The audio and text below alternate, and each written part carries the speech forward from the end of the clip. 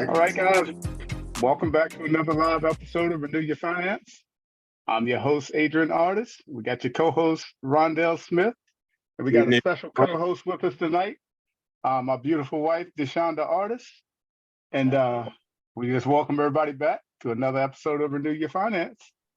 Giving a couple more people some time to join in here. But just to go ahead and give you guys a quick recap, we got our Rondell is back in the building this week. So he's all fully healed up and ready to roll. So we'll see. We'll see after the night. yes. So I told you guys we had a couple of topics that we were working on that we thought and man, do we have a topic for you guys tonight that I think is going to hit home with a lot of people, and I think make some changes to the way a lot of us do things, and you know, I'll be interested to see some of the comments on how most people deal with these situations. But tonight we're going to be talking about boundaries and setting boundaries in not only your own personal finances, but boundaries when it deals with other people, family members, friends, and when it comes to your finances. So I know you guys can kind of see the writing on the wall with some of this on where we're going to be going tonight.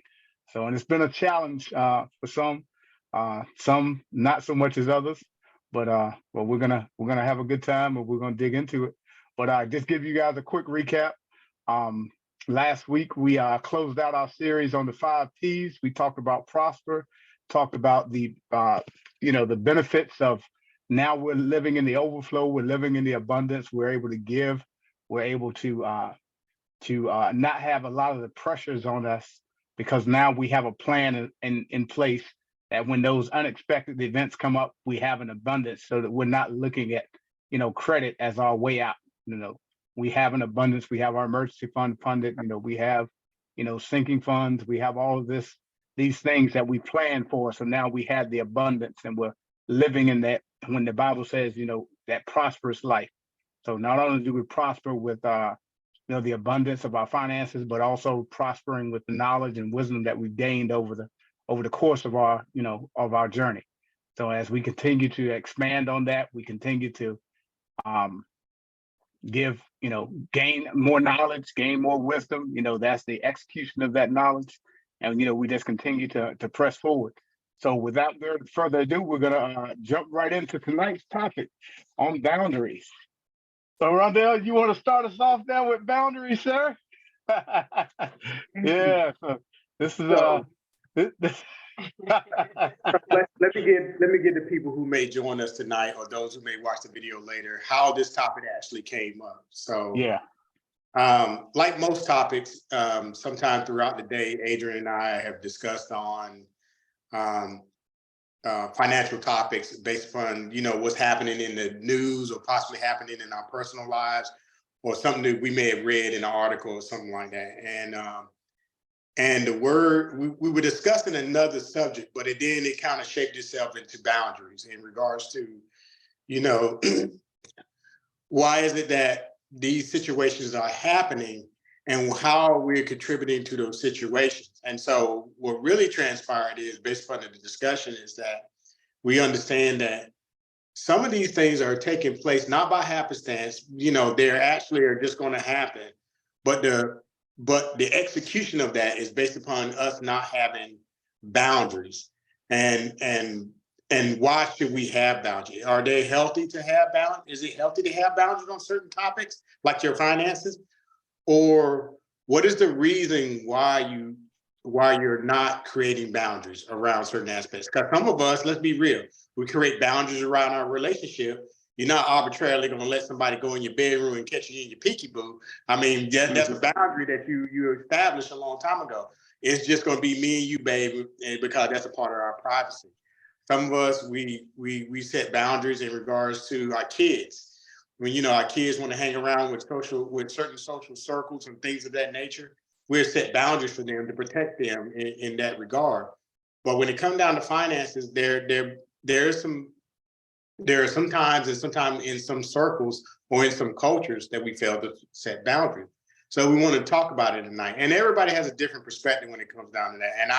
And I too was telling Adrian that through meditation and through some reflecting in prayer, I came to the point where, you know what, it wasn't the fact that the individuals were, asking of, it was I particularly just took the fault. I was like, you know what, it is really my own fault because, and that's how we got to boundaries.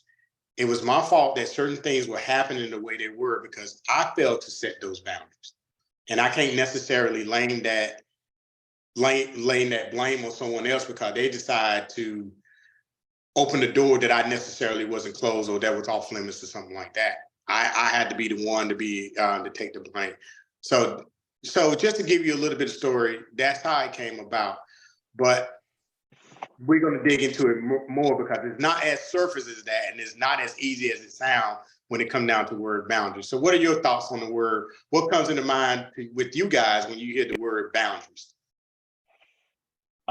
So for us, the word boundary not only means, making, setting boundaries for our own financial goals and limits on what we do in our personal finances, but also trying to navigate the waters of setting boundaries when it comes to those outside of our immediate household when it comes to our finances. And I know a lot of us. What do you mean by your immediate household? So we're talking about family, we're talking about friends, coworkers, those outside of the household.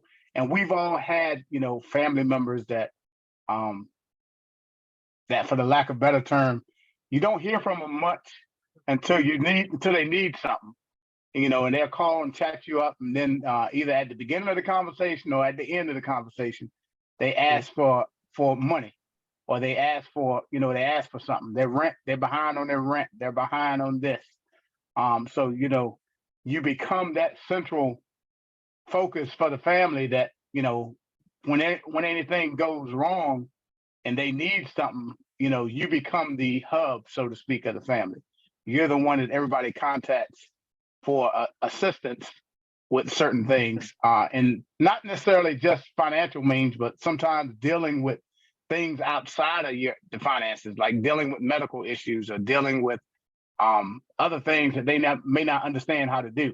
So they contact you as that central point of contact. So you kind of get pulled into a lot of different directions. What are your thoughts on boundaries? Say that again. I was just asking DeShonda, what was her perspective on that? Mm-hmm. It's good, but maintaining. Elaborate on that. What do you mean by maintaining? So I can say, well, I can't do this, or I can, but only this much. But if they come back, will I then change that and make that amount larger and larger each month every time they come back? If I say no today and they ask me the next 2 days in a row, will I eventually cave in? So that's the part. And I'm like, okay, I know that they're struggling. But I'm also not a bank, Right. I don't want it to be revolving and for them to keep thinking that, oh, well, I need some money. Let me go to the ATM, Lashonda, or I need a loan. Let me go get a loan from Lashonda and I'll make a payment plan with her. But I'm not a bank. Mm-hmm. And I'm not an ATM for you to have easy access to my money. Because it's not even your money. Mm-hmm. It's mine. And if I have other plans for it, now I have to figure out what I'm going to do. Right. I understand. Mm-hmm.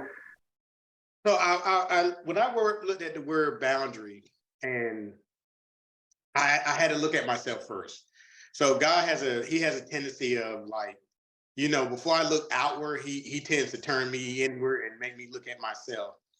And he said, well, since you want to talk about it, you want to be about it, let's look at you first before we actually divulge in this thing. He said, so why? He said, son, why didn't you, or what prevented you from setting boundaries? And I really thought about it. And, there are a couple of reasons why I didn't set boundaries in my life and when it came down to finance. And you could probably also, relate that to other situations in your life. fear of conflict, didn't really want to get in an argument with anybody about stuff, you know what I mean? Want to keep the peace, you know what I mean? And stuff like that. So I wouldn't, I didn't want to engage, look, just go ahead. That was one of the reasons why I had difficulty of setting boundaries. Another one is, a feeling of rejection. You don't want to be the black sheep. Oh, that guy. You're Right. that guy. You know what I mean? And so in order for not to have that fear of rejection or being rejected, because nobody really like to be rejected, especially those who are close to you in your social circles. You tend to concede to certain things. It could be self-esteem issues. If I don't do this, I'm already depicted that I'm not good enough, and I need to do this in order to, to prove myself, and sort of, and sort of poor emotional management. Ultimately trying to please others. Or just having difficulties making decisions. I didn't want to make the decision of what should I establish, and I'm just talking about me. I'm not talking about anybody else. These are some of the things that I struggled with when it came down to setting boundaries, because, and then God had to ask me a second question. Yeah, God don't never leave you alone, man. I mean, okay, okay, give me a break, because I feel like he was doing one of these numbers right here. And he's like, and so, and maybe y'all can relate to it. He was like, so, is boundaries good, or is boundaries bad? Like, and I'm like, is that a trick question? Right. That was my response back. But I'll throw that out there to you guys. All right. Well, Is there I'll pick that about a good boundaries or bad boundaries, or I think it all depends upon the actions of your heart, how you're setting up boundaries. So for me, now that we've kind of gotten on this financial journey, we understand that not everybody has the same mindset that we have. Okay. So our first inclination, now that we are, 100% debt free, is we want to help people. So in having the spirit of helping people, we're in most cases, when they ask for something, or they ask for a loan to to get furniture, they just moving to a new place or something, and they're trying to get furniture for their house. And and my first inclination is, okay, whatever they ask for, I'm going to give it. I just give it to them. That's just the spirit of giving and being a service to other people.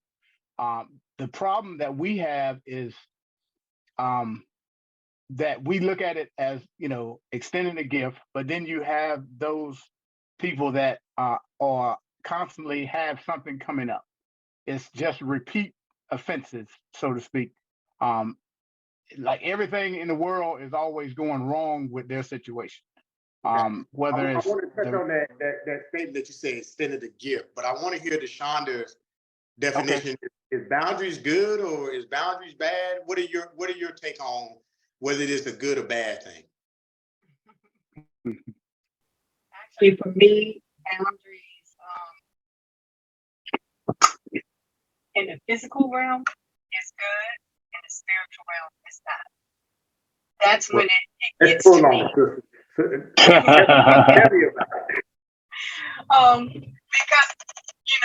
I guess maybe it's the heartstring. It's pulling at the heartstring, like, oh, I should help them. They're in a bad place. They really need this. I do have it to give, so I should give it. But there are certain people who will come back over and over and over again to get. So now I'm their source of income, and whatever income they have, I'm the way they pay their bills versus them making sure that they pay it with the money that they have. Okay. But sometimes, inner me is like, oh, but you should do it. But the natural me is like, no, you shouldn't. So it's that battle sometimes. Oh, so you have that warrant by yourself? Yes. Okay, I can see that. And a lot of things that Adrian just said about gift, I can relate to that. Giving, you want to be of assistance, you want to be of help, and you want to give. And you do have those internal struggles, those battles. Your spirit is telling you something because you got a heart of God. That's what lives inside of you, and you want to move in that way. But then your let's just say your reality is saying that, hey, I should not do that and stuff like that. I was at those crossroads too. I can definitely understand that. And so the next thing God asked me, he said, okay, what's easy to give, and what would I give in this case? And let's look at the entire scenario here. We have already set it up that,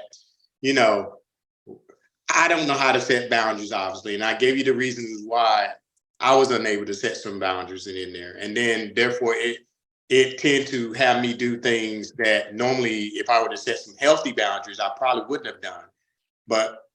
And I'm thinking I'm doing things in good and great faith. You know what I mean? Like giving to them, assisting them, helping them, because my heart, my heartstrings telling me to do those things. But God has, and he just revealed this to me, and I'm not trying to impose what he revealed to me on anyone else. I'm just sharing at this time. He asked me, like, are you really helping? Are you really helping if it becomes a reoccurring issue? Right. You know what I mean? And so when he told me that, I was like, what are you talking? Of course I ain't gonna go off on God like that, because he sound like right. But I was like, he said, no, let's take a look at it for the simple fact. If you're there to be of service and there to improve upon those things, and I give you the ability to do such, why hadn't the situation improved? If the gift that you gave and the thing that you gave in good faith to my name, why the situation improved?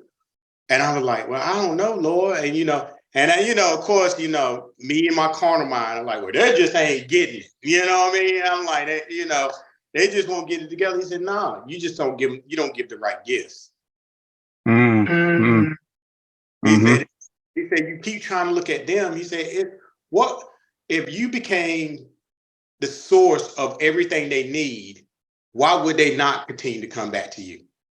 Right. You come to me. He was like, you come to me. I'm the source of everything you have. You keep coming to me. But what do I give you?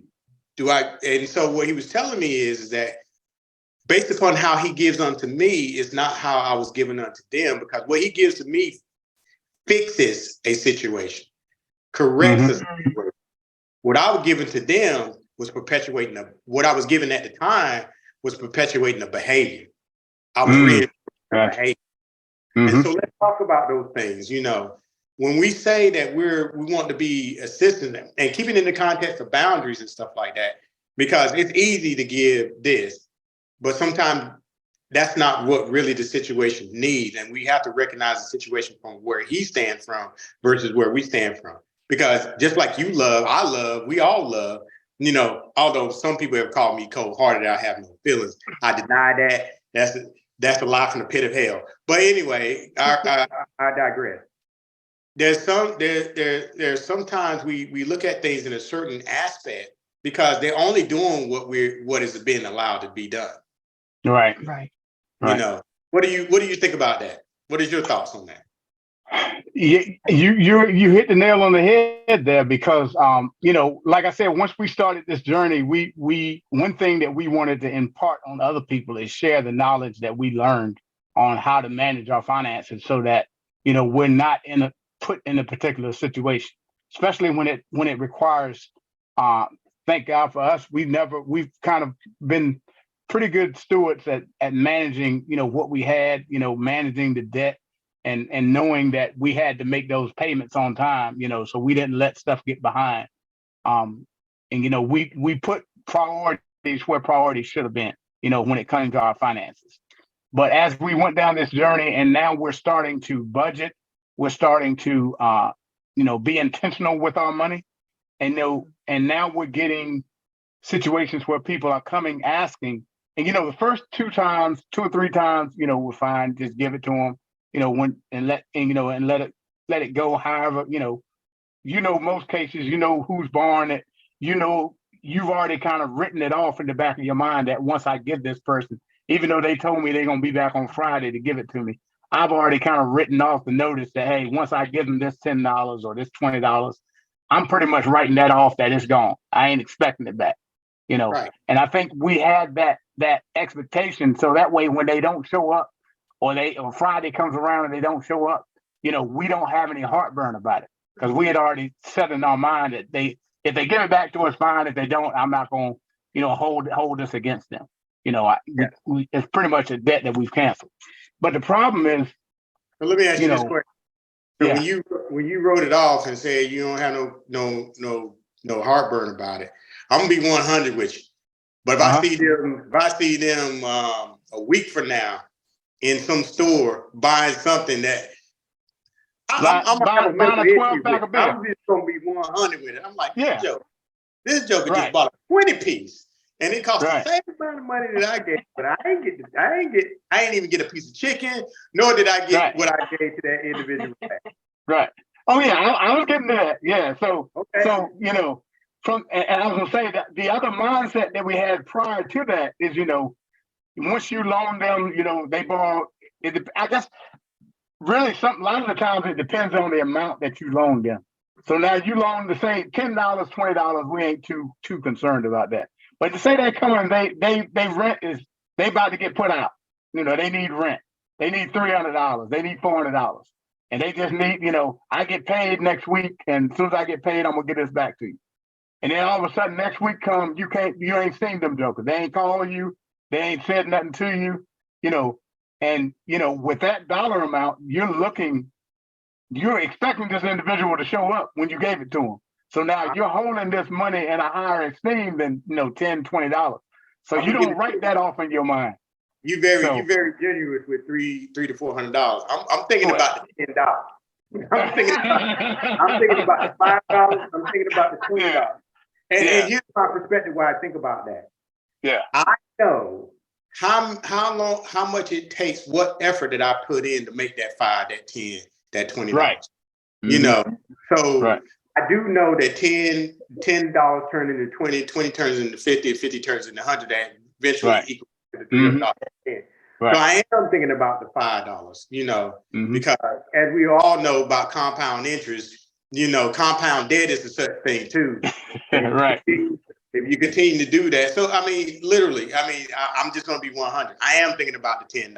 I'm thinking about the $10 that you spent going over there getting a box of cigarettes, which they probably cost more than $10 now. Right.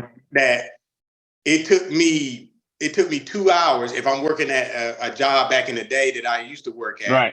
And was making $3.75 an hour, and I thought I was balling then. When you make $3.75, you get $5.25. You think you're really doing something at that particular time. But most people in this day and age, the maximum they making at some places is $15 an hour.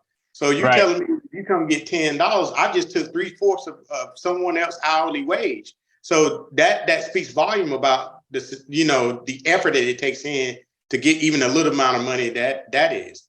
I ain't gonna go running them down the street, but I'm gonna be real with you.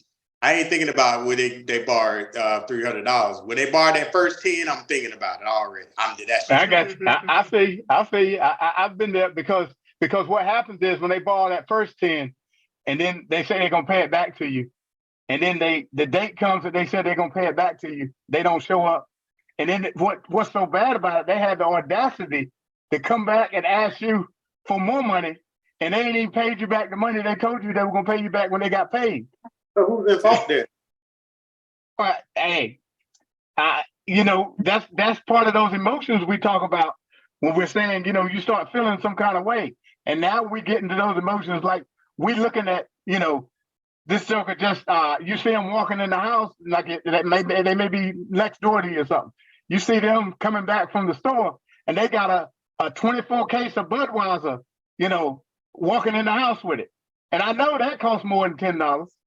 Yeah, but what I'm saying is, if they do come back and we continue to feed into the behavior, well, that's where so that's where I draw the line.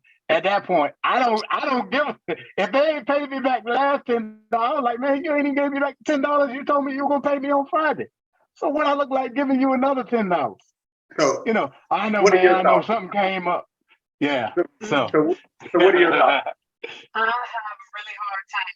I know what I want to do in my head, but what I actually do is something different. Okay. yeah. Because, you know, I'll have somebody to say, okay, well, add that to my tab. Okay. Mm. That's a tab. You know, I know I hit you with the Scooby Doo just a minute. That's like So when I get I my haven't heard that check, in a long time. I'm gonna pay you all of that. Right. And I'm gonna give you a little extra on top of it. Yeah. Okay. So this is what God showed me, and it goes back to what it says, is that what we're offering, what he told me, what I was offering was not good enough to solve or heal the situation that was happening. And I was like, well, God, because you come at the impasse. You want to be of assistance. You don't want to see people hurt. You don't want to see people in any type of strife or anything. And especially those who you love, that hurts, whether people want to admit that or not. When we see other people that we truly care about, or we have a relationship with, or we're blood kin, regardless how, far removed we are or close we are, when we see them in certain situations, and in this day and age where inflation is out of control, there are certain places that are going out of business. As y'all informed me on Saturday, that there's a business here, a large business here, that's closing up shop and moved away. It's kind of hard not to respond to that, when someone comes to you and say, I need or I help. I think the issue is that, where the issue for me is, I didn't recognize that when that time came, it was really an opportunity for me to impart something into them that was worth more than the dollar amount that I was going to give them, or the dollar amount they were asking. And that's where I felt that door at the time that the door came in, for whatever price it may have cost, to share with them what I know. Because I was more afraid of sharing with them what I know, the fear of conflict, the rejection, the self-esteem issues, possibly, needing to please others, because, I thought that it will be more like a judgmental or chastisement, But what God was telling me, and what I was meditating on last night, he said, you failed to share what you know, to cleave away something that I don't want there. We say we want to be the lenders and not the borrowers. And we've seen in the Bible where King Solomon stated that a man came to him and asked the king to forgive his debt, right? That joker turned right around and try to have someone arrested for someone who owed him something. He didn't know how the wisdom and the wisdom that King Solomon showed for him, not the fact that he eliminated debt, it was the wisdom that he showed towards him, that if I can do this for you, you should be able to do this for others. So he reversed it to me. Rondell, if I can show you how to be a steward in the finances that you got, then you have the ability to show others how to be a steward in their finances. And you must present that to them. Although they won't do it, because most people who are eating milk want the milk, and they'll continue to whine to get the milk until you give it to them. And when you give them the milk, even when they don't need it, only thing you're going to get is a child that may be grown out there outside of the size that they're supposed to grow, and some health issues may occur because that child is overweight or whatever the case may be. It's the same thing. I don't want to be someone that's in my inner circle. I don't want to be their God, first and foremost.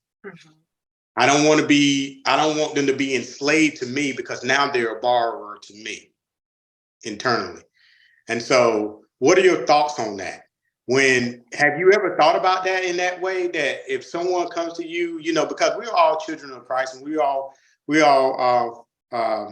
followers, have you ever thought about that, you know, when we do that for our family members and stuff like that, that we may be perpetuating the behavior, and two, in all actuality, where we were to the borrower, we're now placing them where we were essentially. Right.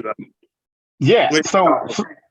So basically, when you do loan family members, money, now you become the master and they become the slave, because now they are indebted to you, and they know, we all know they indebted. You know that they owe you money. They know they owe you money. So now that changes the relationship, and that's when you get into that relationship where now the family members either they're ducking you, or now you're watching everything they do, because they owe you this money and they haven't shown up to pay it back to you. You watching, when they post that they, on a trip to Vegas, or they at this place, or they just went out and bought this, and they still ain't gave you your money back. That makes you feel some kind of way,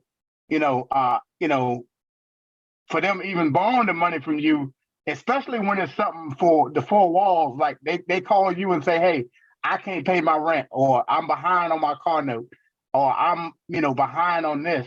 And I'm watching you, and you're doing things with your money that are outside of, that are from the outside looking in. You're being irresponsible with your money. So how is it that you got the money to pay for X, Y, and Z? A new bag, new Gucci bag, go out and get a new car when tax time comes, and then 2 weeks later, you calling us because you're behind on your rent, or you're behind on this, or your kids need something for school and you don't have the money for it. So now you'll start reaching out to other family members, and especially the ones that you have known in the past have kind of been responsible with their with managing their finances. So if I contact this person, I know they got it. So going back or to assume they got it. No, yeah, and I agree with that. But going back to my original question, now that if we give them said thing, because of the decision, right? Right. I'm gonna come to you 10 times out of 10 if you give it to me 9 out of 10. I'm gonna come back. Oh, I agree. I agree. I agree. You know what I mean? Yeah. I'm here. I come. You gonna see me coming down the road, whether I'm walking or riding. I'm coming that way. Right. But we do understand that they become our somewhat slave. Right. Yeah. Mm-hmm. So what better way and I'm asking here, what could we apply to them? Because a trend is a trend is a trend. Right. If someone keeps saying the same thing over again, at least to me, I'm big on words. If you keep using the same word or keep saying the same thing over to me, I know there's something there, or there's something, because you never changed that word. You kept using that word or making the same statement. I think we've come far along in this journey that we can recognize that some of the methodologies in regards to trying to get people to where that God wants them to be, not where I want them to be, because I ultimately want them to be where God wants them to be. But however, if God gives us all gifts, and he talks about the gifts, and if he gave us the gift to be good financial stewards, or to manage his resources in such a way where we can teach others, how can we try to give them something better? Because what we have given them thus far is obviously it's not working. What are some methodologies and some ways that we can probably do this better? Because that's what God showed me. He put me in me, and he said, the problem is not them. Don't, and I know you want to look at them. I mean, because I want to. That's just what I want to do. But is it them, or is it you? Is it you because you give them something more valuable than what you think you have? Or is it truly them? Right. So I'll take that, and then I'll let Shonda give her perspective on it. So for me, when we, like I said, when we first started on this journey, my whole thing was, when I started noticing a pattern, I said, okay, well, I'm gonna put a stop to this right up front. And I sat down with those that in my close circle. If I saw a pattern happening with someone, I would call that person. We actually did this with someone else. We actually invited them over for dinner, because I started noticing a pattern. And then I explained to them, I said, look, we're here for you to help you anytime you need it. But what we're not going to do is enable you. We're going to give you the information that we use to make sure that, we don't have to borrow money from somebody else. We're going to, we're going to instill the same knowledge that we've used and provide that to you, so you won't have to, keep running in the same situation. You have to be brutally honest with them. I'm noticing a pattern here with whatever. I understand things come up out of the blue that catch people off guard, because most people are not prepared for emergencies or things that come out of the blue. So I understand that. I have compassion for that. But at the same time, we need to start making plans to be good stewards of what we have. So that way you're not going to be in the same situation again. So this is my stipulation. If you come to me and ask me for money, is you're going to come over, we're going to sit down, we're going to come together with a plan. I'll show you how to do a budget, show you how to monitor, how to manage, your finances. And that way, you won't have to keep coming to me to borrow money. If you're not willing to do that, then the next time you ask me for money, my answer is no. Because, I need to know that, you're doing what you're supposed to do on your side. And if you are, 9 times out of 10, you won't need to come borrow money from me. So I shouldn't have to have you, ducking me, or not coming around for holidays because that you owe me money, or me feeling some kind of way because I let you borrow. I believed you when you said you were going to pay me back, and you still haven't paid me back. So that kind of ruins the relationship, So my stipulation now is we don't loan money. I said, I'll give you what you need initially, but please understand that I'm offering something in addition to this gift that I'll show you so you won't be in this situation again. But if you turn that down, you can take the gift. The gift is gone. I'm not worried about it. But don't come back to me and say, hey, my rent's behind or my car note's due, because I'm going to ask you, okay, well, so tell me what's going on. Something happen with your budget?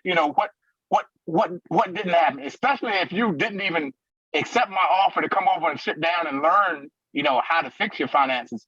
That door is closed. We have to start being honest with people and notice this pattern when it's happening. Because like you said, we're enabling them when we're not honest with them. And with Shonda, I'll let Shonda talk, but I want to get into, some of the psyche on why we don't, why we're afraid to tell them, I know, you burning through your money, you're buying things that you probably shouldn't be buying, ahead of what your responsibilities are. So what are your thoughts on? Definitely, we become enabled, and even more so, like you said earlier, we become God to them instead of them believing in God, have faith that He's going to help them to provide. Right.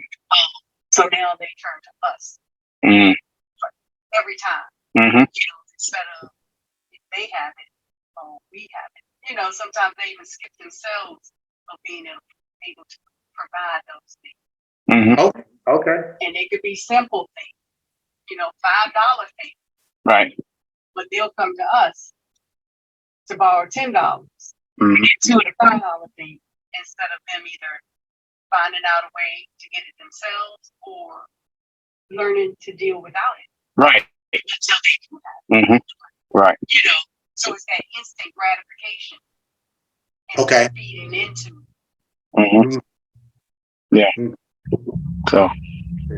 So you said something about psyche, Adrian. What do you mean by psyche? I'll say that again. I'm sorry. You said something about the psyche. Yeah. So psyche. This is one why we're afraid to tell them no. When you already know what they're gonna do. You already know that they're not gonna pay you back. But you come up with reasons other than just flat out telling them, no, because I know what you're gonna do with it. I know you're gonna go. You're not gonna do what you're supposed to with it. And I just gave you money for rent last month. So, and here you are again. I think we have to be honest with them, but we're afraid of the relationship being hurt by us telling them no. We feel like if we say no, now the family is going to ostracize us. Well, You know, they on high city over there. They think they better than everybody else. You know, they can't give nobody. You know, when you tell them no, they turn on you. You know, because people, as soon as people don't get what they want, they for some reason turn violent, or they turn abusive, Okay. because they didn't get what they want. It's almost like a kid with a temper tantrum. You know, Right. and then you know your name gets slandered because you told them no. And I think the problem is we worry more about what they're going to do when we tell them no, and we enable them, because if we were to say yes, then we know that they'll still, you know, treat us a certain way. They won't ostracize us. So I Yeah. think, especially when it's a family member that you're somewhat close to, and you're trying to maintain that relationship. You know, Yeah. so I think a lot of that psyche has to do with what we're thinking in our mind is going to happen if I say no. Yeah. I can see that. I mean, Yeah. that's hard, right? I mean, That's hard. That's very hard. It's not easy. However, when God dealt with me in that area, he was like, you know, some people that you put that boundary towards in certain aspect, they're gonna, that those things are gonna happen. Mhm. However, it doesn't take the fact or take away from what you're doing is right. You Mhm. know, Right. and you have to be settled in your heart. What you're doing is one out of love. Like, Mhm. what I mean by this is that, you know, when I had those situations happen where people were in my inner circle, or not even in my inner circle, you know, the way I move is on unction and on the Lord. If God unctions my heart to move in that direction in regards to assisting in that capacity monetarily, this is what I'm talking about, then I would do that, no questions asked. I'm not even trying to think about that anymore, because I was given my marching orders, so to speak, from the Father, you know. Mhm. But if I do it out of my own compulsion and my own thing, then what I've come to realize is that I really truly did not help the situation. And Right. so when the next situation came by, I don't talk about what I did last time, because what last time was last time. It Mhm. happened and done. And that's the decision that I made, and I had to take onus on. But what I do is I introduce a new idea to the same situation, to the individual, or Mhm. individual if there's more than one. And I'll say, hey, Right. have you ever thought about this? You know, because obviously what I'm doing is not assisting you. And I want to make sure we get this right, because no one likes to go to bed sleep, quote unquote, knowing that they indebted to someone. If we Right. stay up at night thinking about that from creditors and things of that nature, that we indebted to creditors when it comes down to consumer debt and even mortgage or whatever the case may be, how big is it of someone that you used to laugh and joke with thinking about that same thing, and y'all happen to maybe see each other passing by in a car, or in the following aisle in the supermarket or somewhere, or wherever the case may be. And so I Right. just addressed it right then and there, and I was like, let's talk about it. And I have got to the point in my life, and my wife and I got a point to our life, is that we start practicing, is that, you know, God had also showed me that I truly didn't love them. You know, Mhm. if you really love them, you will give them what they need versus what they think, what they want. You Right. know, Right. and I wasn't doing that, because I thought what the love that I could display towards them, which is the knowledge and wisdom that he imparted to me, I thought they were going to shun that. And he said, Mhm. you know, and he was like, but that's what they need. Right. You Right. know, that's what they truly need. They truly want to be as free as you're free, as I made you free. But that's what they need. Mhm. And that's what Right. you have to present to them. You keep presenting this, and it's not getting the desired results of what you feel like. Because I'll be honest with you, some of the time, one particular time, it could cause turmoil inside the home, and you don't want Right. turmoil inside the home, Mhm. because you feel over different perspectives, and that's okay. Everybody has a different perspective about everything. But you Right. know, but you don't want it to be consistent and constant, because if it's consistent and constant, there's an issue there. And so he said, you're not giving them what they need, because if you're giving them what they need, you will see things that I see in you when I gave you what you need, and that is growth. Growth. Right. Mhm. You know, Right. so I need you to do it a different way. I need you to find the opportunities when those doors open, when those doors present themselves, however they present themselves, one, I started praying to have those doors present themselves, you know, and that gives me opportunity to walk through and discuss things, you know, and we got to remember the audience. I always try to remember the audience. That's how I was trained in the military. I teach towards the audience, not towards myself, because I've already learned. So I got to teach towards them. So I don't try to explain certain things on a grandioso scale where it's above their head and then they get disinterested or they feel like they're being belittled or whatever the case may be. I try to keep it microcosm. I'll be the first one to tell you that I couldn't teach my wife anything about a zero-based budget. I just got it wrong. Right. So, you know, it took a video from a gentleman by, you know, Anthony O'Neill, a 6-minute video to teach us something that I've been trying to show her for the last 2 years. So I understand that I may have some limitations in a certain situation. But just throwing me not, you know, perpetuating a situation where she felt like I was being controlling on something, I applied. There was something new that was applied. Because until something new was applied, the situation wasn't going to change. The feeling was changed that she was having, you know, until something new was applied. And I believe in for me, that helped me with a lot of the relationships that I had. Because now they saw me not trying to just, you know, band-aid a situation. They saw me in there trying to help suture a situation as a doctor would. Let's sew it up, you know, let's close the gap in what that situation is. Now, let's be real. It ain't gonna fall on every ground. That seed ain't gonna fall. And but it's still a seed. It may not grow today or in the time that you and I may see it, but it's not to say it may not grow eventually.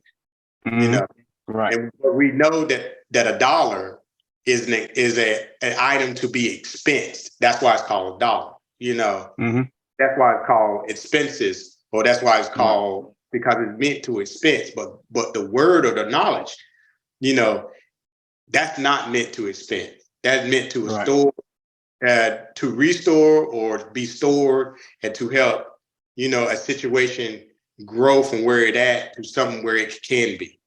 Because you said yourself, you gave a great definition, you know, wisdom and knowledge, right? The application of that.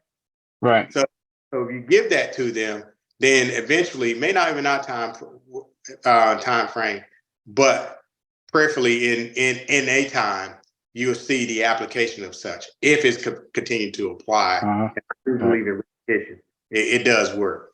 Brainwashing, what someone else call it, but I call it repetition.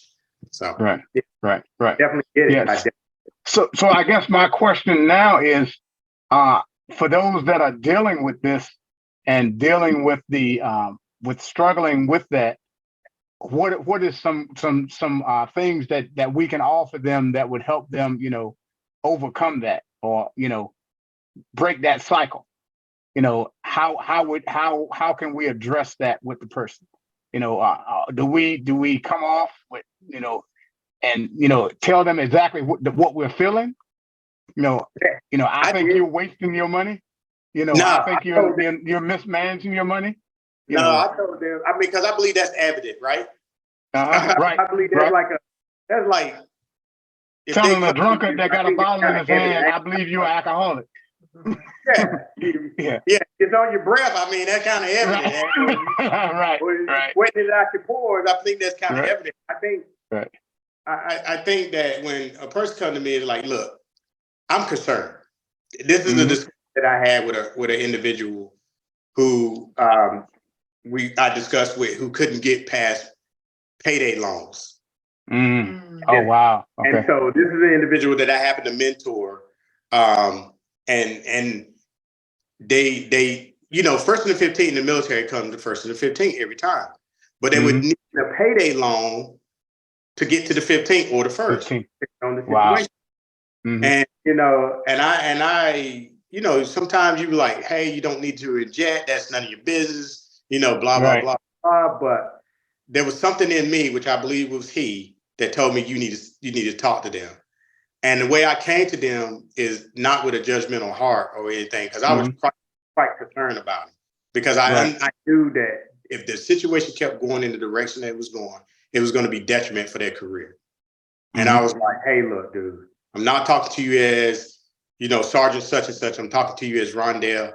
I am concerned. I've overheard this conversation and I've been seeing it. You're living payday loan to payday loan, and eventually it's going to catch you. Right. They're charging you 15% on the dollar at this payday loan place, you know, and you keep going back to the well. What is the real problem? And that's where we started at.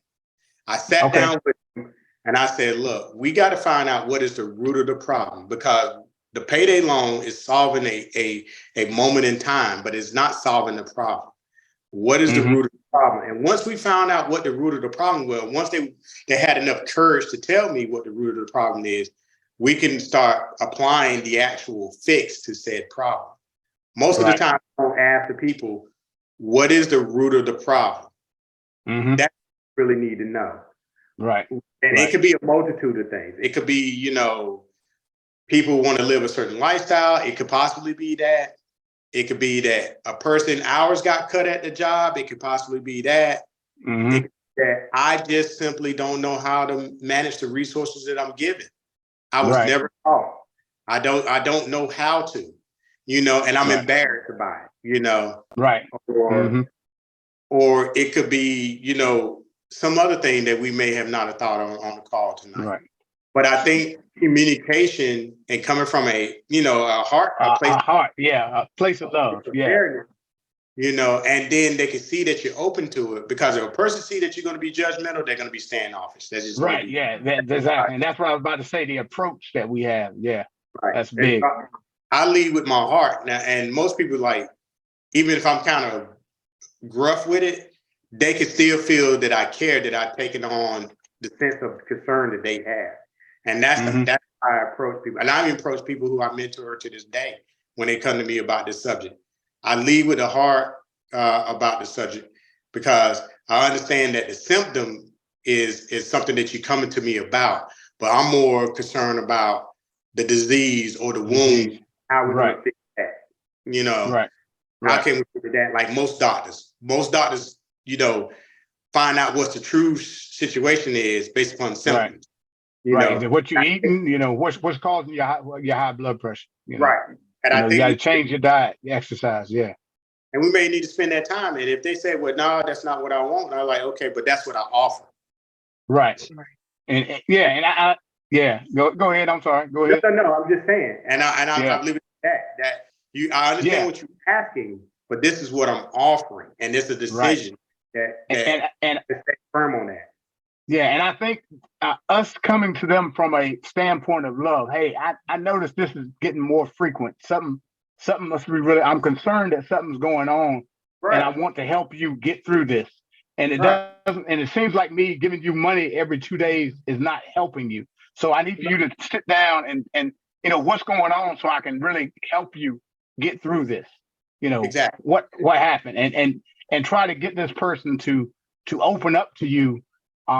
And come to them from a standpoint of love, and let them know that I can't continue to feed into this unless I have an understanding to where I can actually provide you with something that's going to help you, because me giving you the money is clearly not helping you, because you constantly have to keep coming back for more. So we need to get to, like you said, get to the root. I'm one of the causes of your problem. Right, exactly. If I help perpetuate this behavior, I can't step back like I was not part of the problem. Right. You know. But now take ownership. That I was part of that problem, then I must be compelled enough or be bold enough to be part of the solution, or be and be an assistant in helping I think adding that prayer in there and praying for that individual and praying for guidance from God to give you what you need to say to that person, that's going to get them to either open up to you or take a look and kind of turn them, help turn them to Him for their supply, and stop relying on a family member. Every time something goes wrong, that's the first person they turn to. They're not turning to God, or they may not even have a relationship with God the way they even know to turn to. Right. They may know of him, but they don't know that they have that relationship to where they can turn to him. And, and I think something, and it just hit me now, I think something just so simple as just praying with them while they're on the phone. I'm praying for you that that God will provide, what you need with the wisdom and understanding and trying to get them in agreement that, this is how, you're looking at our lifestyle, looking at how we are where we are, but you don't know that we're praying to God and we're seeking God first. And God is providing everything that we need. We're not looking at our outward, the things we're doing outwardly to provide all our needs. We seek first the kingdom of God, and God provides all of our needs. So I think if we can help them, or at least extend that olive branch, like you said, whether the seed falls on good ground or not, I think we need to do a better job of offering, God as the solution.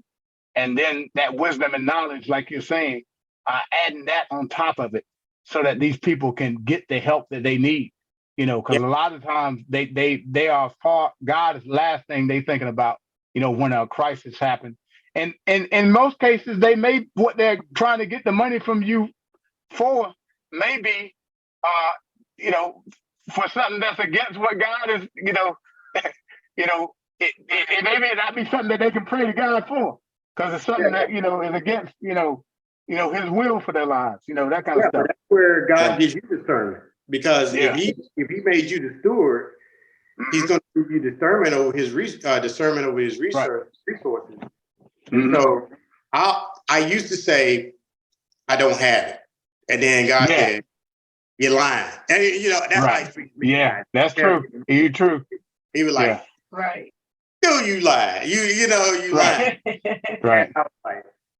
You're right, Lord. I am lying. I like so why I got a question. Why would you say that if you know you got it? Why would you say that instead of telling them I don't want to give it to you? It goes back to those things that I stated in the beginning of the meeting that, I just didn't want to get in that conflict, Right. with them. There you go. Yeah.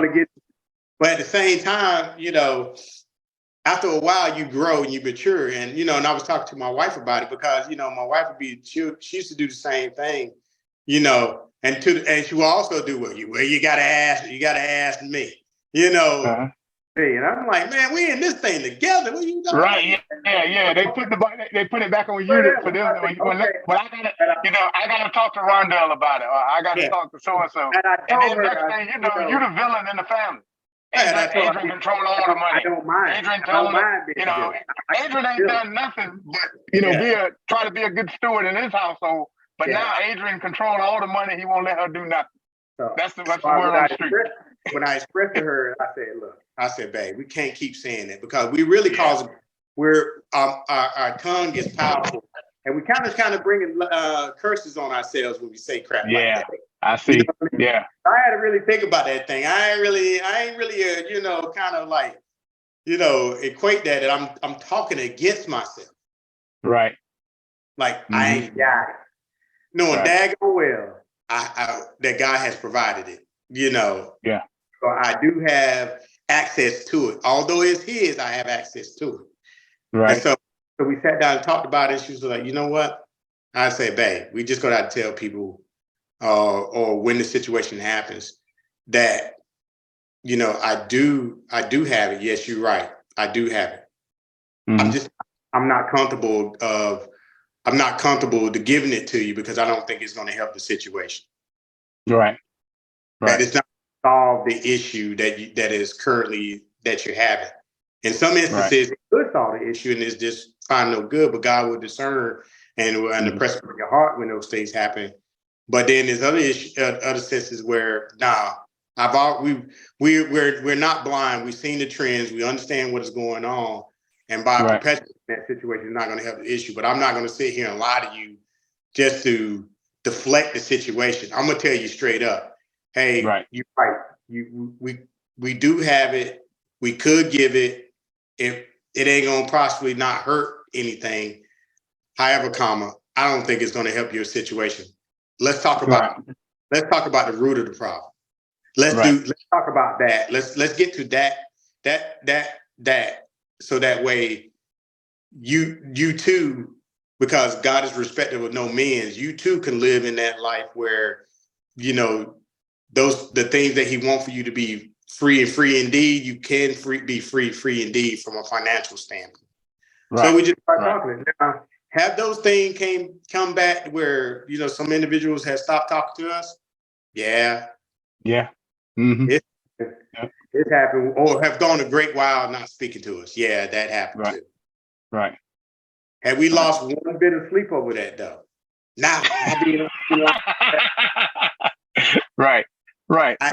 And it's not that I don't care, but I'm not going to play into that behavior. Right. I'm here. I offer you something of greater value. Right.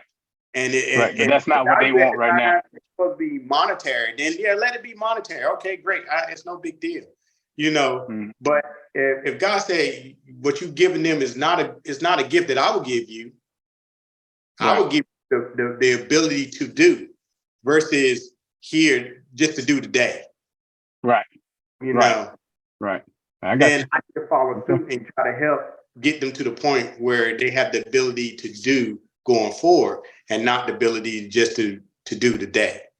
And I'm just going to stick with that until, someone was telling me, because oftentimes your words fall on hollow ground and it comes from a third party and they were speaking the same thing and like it's an epiphany now. And then they come back to you, hey, can we sit down and talk about that? And I'm like, sure. When would you like to do it? On your time, whatever, as long as it ain't between 4:00 and 4:30, because on Monday through Friday, because I may not be available during that time, but anytime in the evenings you want to get together. So that's what he pressed upon my heart over the weekend. He was dealing with me, essentially. He was dealing with me, my behaviors, and how my behaviors were perpetuating other behaviors, because those are the gifts that he wouldn't have given me if I asked it from him. Right. Because God always gives you exactly what you need. Not necessarily what you want. He gives you exactly what you need.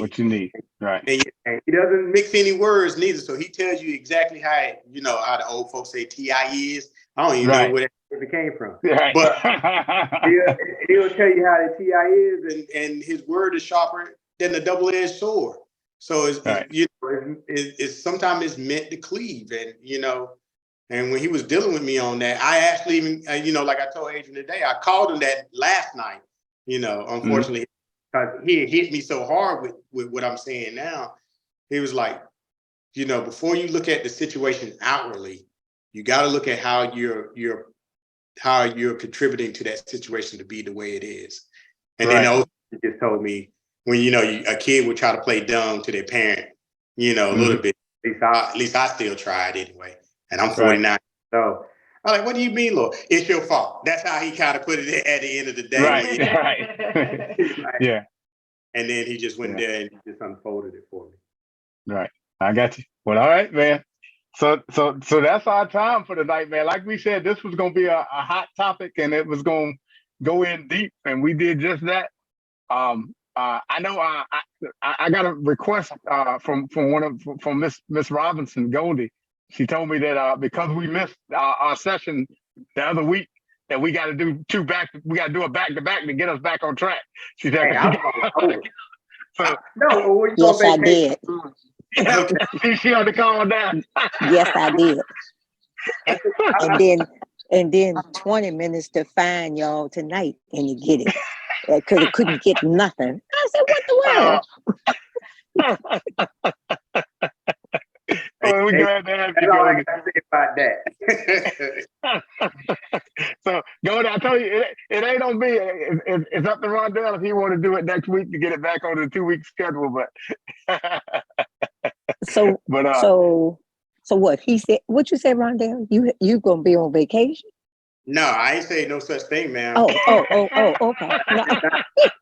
Absolutely not, ma'am. I say no such thing. But I can tell you, I would agree to be up there next Monday, because I'm not. I'm just gonna be I'll be truly honest with you. Like, nah, I'll see you too. I